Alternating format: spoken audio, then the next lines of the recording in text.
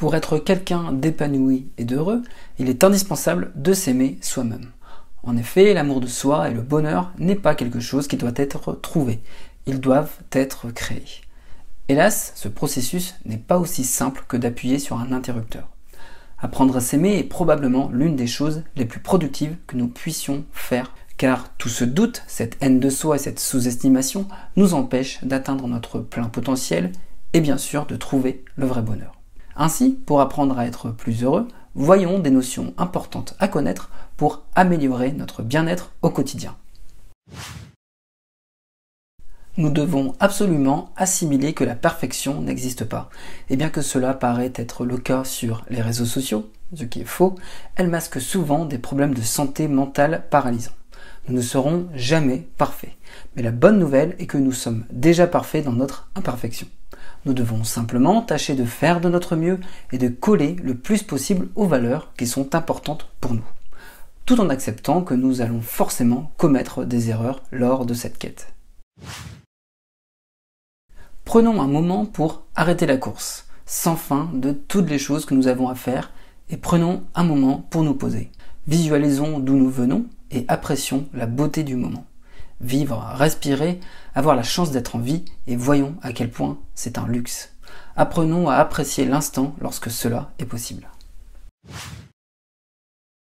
La seule chose que nous puissions contrôler, ce sont les choses sous notre contrôle et nos réactions.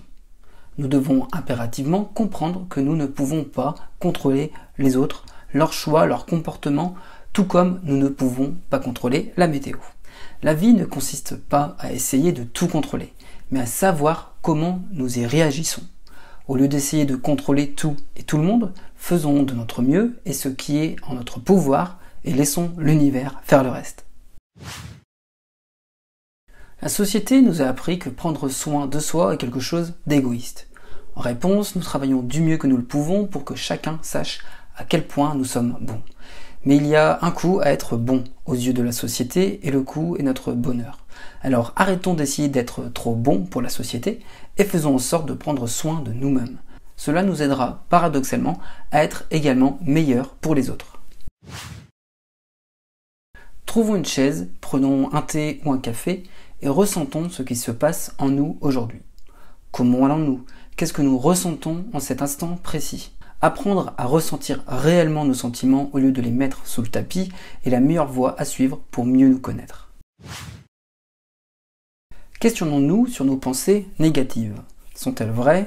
Sont-elles utiles? Avant de dire quoi que ce soit de négatif, tâchons de nous demander si cette pensée nous est profitable d'une manière ou d'une autre. Est-ce que cette pensée permet de nous rendre meilleurs d'une certaine manière? Ou est-ce juste impoli, dépréciant et cruel? Nous sommes souvent les plus durs envers nous-mêmes mentalement, ce qui signifie que l'une des clés les plus importantes du bonheur est d'arrêter notre torture interne. Les insultes sans fin, dépréciants comme « je suis trop comme ceci » ou « trop comme cela ». Nous devrons plutôt privilégier un langage positif et bienveillant envers nous-mêmes. Notre cercle social affecte toute notre vie. Une citation bien connue de Jim Rohn dit que nous sommes la moyenne des 5 personnes avec lesquelles nous passons le plus de temps. Alors qui sont-ils?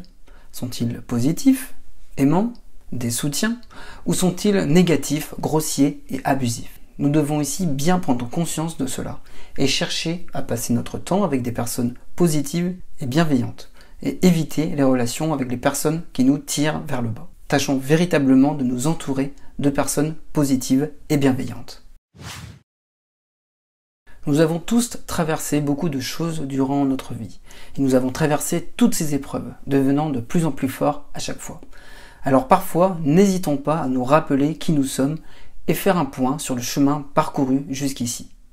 Quoi que l'on puisse en dire, l'adversité nous permet de grandir. Elle nous met au défi de rendre notre vie plus intéressante et riche. Apprendre de nouvelles choses et réussir à appliquer les choses que nous avons apprises nous apporte un sentiment d'accomplissement et nous apporte également du bien-être.